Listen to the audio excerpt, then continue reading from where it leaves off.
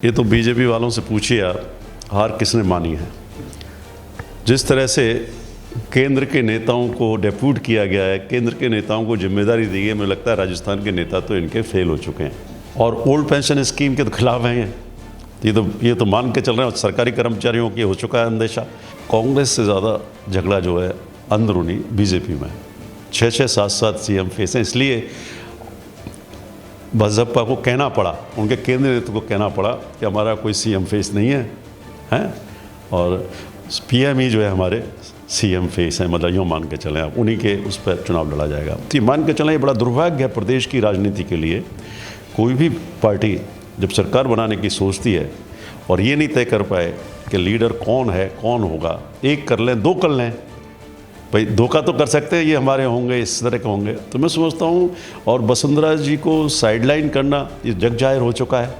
उनको जानबूझ करके कुछ नए लोग जो इसमें प्रदेश की नेतृत्व में आए हैं, वो ये चाहते हैं कि भाई उनका साइडलाइन करते हुए बार बार आप देख भी रहे हैं।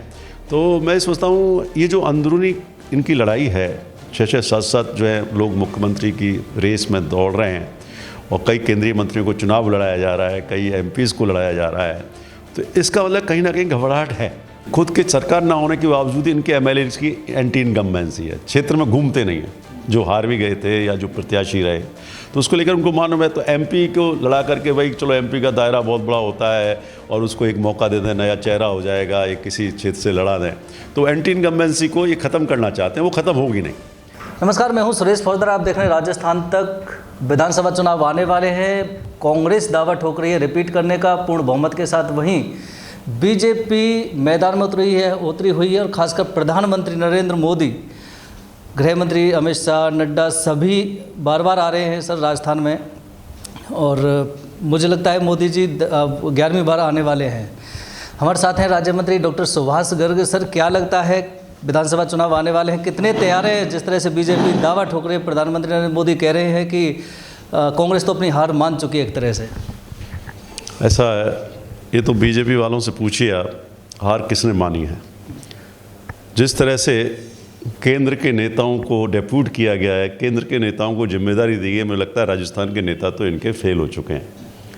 और ये इस बात का संकेत है कि जनता ये मन बना चुकी है कि दोबारा सरकार रिपीट हो, और उसका कारण है जनता का स्पष्ट मानना है कि जो मुख्यमंत्री अशोक गहलोत सरकार ने जो काम कराए हैं, मैं समझता हूँ पहले भी सरकारें रहीं, कांग्रेस की भी रही, बीजेपी, कभी इतने काम नहीं हुए, और जनता बोल रही है इस बार सबसे बड़ा परिवर्तन ये देखने को मिल रहा है कि जनता बोल रही है भाई सरकार रिपीट होगी। अब नेता हैं, विपक्ष के नेता हैं, आरोप प्रत्यारोप लगाते रहते हैं, उनका धर्म है ये, और उसके आधार पर एक माहौल बनाने की कोशिश करते हैं, और इसलिए इतने ताड़मताड़ दौरे हो रहे हैं। पर मेरा ये मानना है कि जो हमारी सरकार की, कांग्रेस और हमारा भी गठबंधन है, उस सब के तहत जो काम हुए हैं, मैं विधानसभा वाइज ब्यौरा आप ले सकते हैं मेरे से, कि क्षेत्रों की जनता ये चाहती है कि सरकार रिपीट हो और रिवाज बदले, ये मैं कह सकता हूँ। प्रधानमंत्री जैसे कल आए थे तो उन्होंने ये कहा था कि मुख्यमंत्री अशोक गहलोत ने जो योजनाएं चलाई हैं, हमारी सरकार आएगी, हम उनको बंद नहीं करेंगे, बल्कि उनको एक अच्छे तरीके से डेवलपमेंट करके चलाएंगे।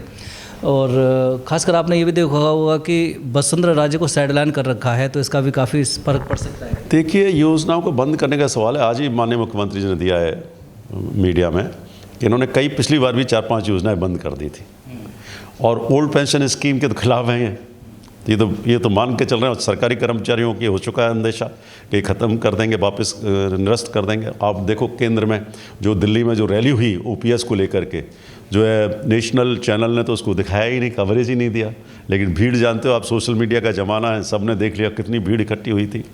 और इनके खुद जो मंत्री आए थे आसाम के, बिस्वा, वो कह के गए थे कि अब इनकी 2-3 योजनाओं को हम बंद कर देंगे। तो अब ये केवल इसलिए कि इनको मालूम है कि ऐसा हो गया तो हम कहाँ टिकेंगे, तो इसलिए वो इस तरह की बातें कर रहे हैं। और ये बिल्कुल सही है, जनता ये मानती है कि योजनाएं कांग्रेस सरकार ही चालू रख सकती है, उन्होंने इसको लागू किया है। मैं सोचता हूँ इसको लेकर के जो मन में, जनता के मन में जो विश्वास है कि अगर ऐसा हो गया तो योजनाएं बंद हो जाएंगी, ये मान के चलते हैं। और जहाँ तक आपने बताया उस चीज़ का कि भाई क्या होगा क्या नहीं होगा, तो मैं एक स्पष्ट रूप से कह सकता हूँ कि इस बार निश्चित रूप से सरकार जो है रिपीट होगी, मैं बात कर सकता हूँ। प्रधानमंत्री आ तो रहे हैं बार बार, लेकिन ईआरसीपी को लेकर कुछ खास नहीं बोल पा रहे हैं, जिसकी मांग खासकर पूर्वी राजस्थान में। देखिए 13 जिले इस बात का जवाब मांग रहे हैं। उन्हीं की सरकार के द्वारा बनाई गई योजना, उन्हीं के केंद्रीय मंत्री, प्रधानमंत्री जी 2 बार 3 बार ये कह चुके हैं, लेकिन ईआरसी पे कोई भी ना तो 2500 सांसद और ना कोई एक व्यक्ति बोलता है।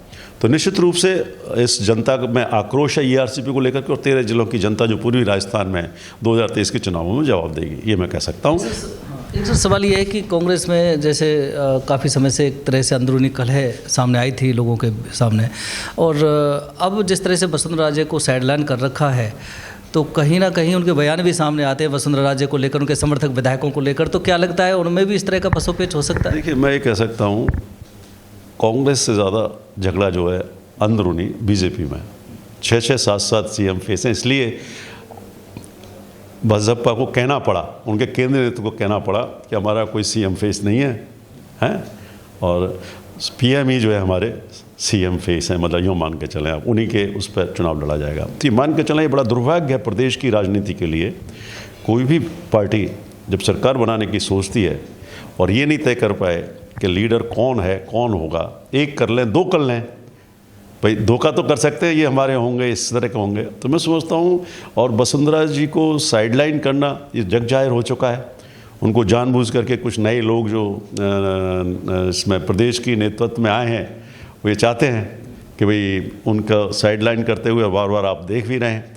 तो मैं समझता हूँ ये जो अंदरूनी इनकी लड़ाई है, 6-6 7-7 जो है लोग मुख्यमंत्री की रेस में दौड़ रहे हैं, और कई केंद्रीय मंत्रियों को चुनाव लड़ाया जा रहा है, कई एमपीज़ को लड़ाया जा रहा है, तो इसका मतलब कहीं ना कहीं घबराहट है जनता। एमपी को ये सुनने में आ रहा है, एमपीज़ को चुनाव लड़ाया जा रहा है, जो मंत्री उनको भी, इसकी क्या खास वजह हो सकती है क्या? क्योंकि इनके पास तो प्रत्याशी भी बहुत हैं लड़ने वाले। प्रत्याशी बहुत नहीं है, इनके खुद की सरकार ना होने के बावजूद इनके एमएलए की एंटी इनकम्बेंसी है, क्षेत्र में घूमते नहीं हैं, जो हार भी गए थे या जो प्रत्याशी रहे, तो उसको लेकर उनको मालूम है। तो एमपी को लड़ा करके भाई चलो एमपी का दायरा बहुत बड़ा होता है और उसको एक मौका दे दें, नया चेहरा हो जाएगा, एक किसी क्षेत्र से लड़ा दें, तो एंटी इनकम्बेंसी को ये ख़त्म करना चाहते हैं। वो ख़त्म होगी नहीं जब एमपी के रूप में उन्होंने काम नहीं किया है। आप सब जानते हैं, आप गाँव में जाइए, मेरे भरतपुर विधानसभा क्षेत्र का मैं दौरा देखता हूँ, जब उन्होंने एमपी के रूप में जब इतनी प्रभावशाली भूमिका नहीं निभा पाए ईआरसीपी योजना पे, अरे भाई एक बार घोषणा करवा देते, चलती रहती कि राष्ट्रीय परियोजना का दर्जा दिलवा देते। 25 एमपी हैं, 13 जिलों में कितने एमपी आते हैं ना? तो अब वो इस चीज़ को नहीं करा पाए, और ऐसी क्या बात है केंद्र सरकार के लिए, भाई आप कर देते, कमियाँ जो भी आप समझते हो या वो भी करते हो उनको आप देख लो।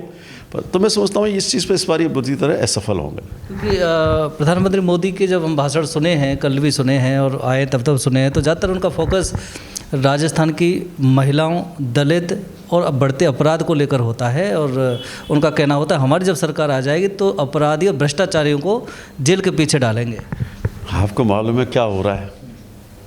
आप बीजेपी शासित राज्यों के अपराध का ग्राफ देख लो, हमारे यहाँ का देख लो, आपको स्पष्ट हो जाएगा। और जहाँ तक करप्शन का सवाल है, तो आपको ही मालूम दूसरे राज्यों में क्या हो रहा है, रोज़ाना आप देख रहे हो, मध्य प्रदेश और कई राज्य ऐसे हैं। तो ये सारी चीज़ें, तो ये तो आरोप प्रत्यारोप और ये कोई वो करते रहते हैं, पर इसमें कोई वो नहीं है।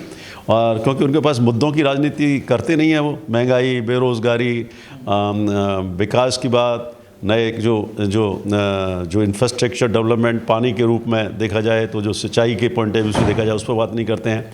तो मैं सोचता हूँ देश के सामने भयंकर चुनौतियाँ हैं, लोकतंत्र की जो स्थिति हो रही है उसको आप देख लीजिए। तो मेरा ये मानना है कि मुद्दों से ध्यान हटाने के लिए वो इस तरह की बात करते हैं, मेरा ये मानना है। एक सर, ओवैसी की AIMIM पार्टी भी करीब सुनने में आ रहा 35 विधानसभा सीटों पर चुनाव लड़ेगी। उन्होंने एक कामा में अपना प्रत्याशी घोषित भी कर दिया है।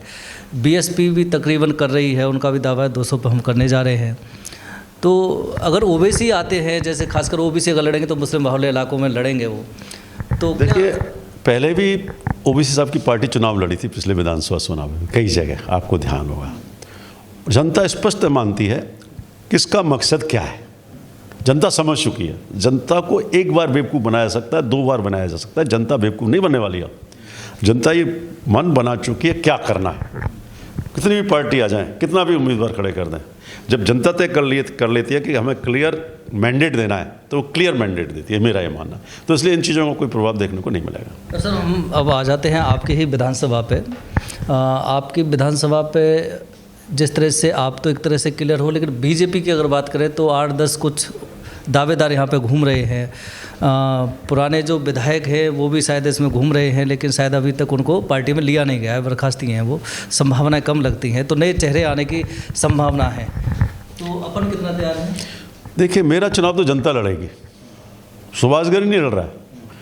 मेरा चुनाव तो विधानसभा क्षेत्र की प्रगति, विकास के कार्यक्रमों को लेकर के मेरी उपलब्धता, लोगों से संपर्क, लोगों से संवाद, लोगों से मिलना, खुशी में गमी में जाना, तो उसमें जनता जवाब देगी और मेरा चुनाव जनता लड़ेगी। बीजेपी वर्सेस जनता का चुनाव होगा ये, बीजेपी वर्सेस सुभाषगढ़ का चुनाव नहीं होगा, बीजेपी वर्सेस जनता का चुनाव होगा। भरतपुर विधानसभा की जनता चुनाव लड़ेगी और मेरे को अपनी जनता पे, और लोकतंत्र में जनता माई बाप होती है, जो जनता चाहेगी, जो आदेश देगी, जो भी उनका जो मत होगा उसको मैं स्वीकार करूँगा। आज आपका कार्यक्रम भी है, जयंत चौधरी आ भी रहे हैं, तो क्या संभावनाएं तलाशी जा रही हो, किस तरह से इस चीज़ को अपन प्रिपेयर कर पा रहे हैं?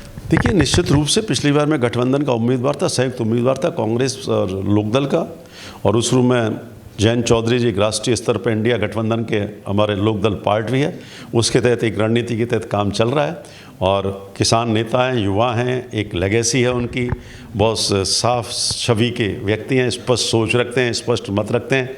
तो मैं सोचता हूँ इसका बड़ा प्रभाव हमारे इस पूर्वी राजस्थान के कुछ ज़िलों में मतलब लोकदल का है, चूरू में भी है, कुछ शेखावाटी एरिया में भी है। तो मिलकर के एक संयुक्त रणनीति तैयार हो रही है और कांग्रेस का नेतृत्व, हमारा नेतृत्व मिलकर के तय करेगा किस तरह से आगे बढ़ना और किस तरह से सरकार रिपीट हो। तो काफ़ी उम्मीद है। एक लास्ट सवाल है, कल तक जो आपके ही कार्यकर्ता होते थे या फिर ये कहे कि आपके लिए प्रचार करते थे या मेहनत करते थे, वो आज बीजेपी से टाल ठोक? देखिए, मेरे कार्यकर्ता बीजेपी से तो नहीं, कहीं दूसरी पार्टियों से ताल ज़्यादा ठोक रहे हैं। और कई बार क्या होता है, हर जब हम कहीं ना कहीं आपके समर्थक ही थे वो। नहीं, संगठन में जब हम या किसी भी परिवार में हम काम करते हैं या टीम बनती है तो कुछ लोगों की महत्वाकांक्षाएं होती हैं। हर व्यक्ति चाहता है मैं एमएलए बनूं, एमपी बनूं, मंत्री बनूं। ये तो जनता तय कर देगी, जनता जो तय करेगी वो मैं फैसला मान लूँगा। बिल्कुल। तो ये थे राज्य मंत्री डॉक्टर सुभाष गर्ग, और जिनका कहना है कि राजस्थान में बीजेपी लीडरशिप लेस है, जहाँ उनका कोई चेहरा नहीं है, और जो कांग्रेस सरकार है वो रिपीट करेगी झूठे वादों में, और जो बीजेपी जिस तरह से बना रही है वो शायद सफल नहीं हो पाएंगे।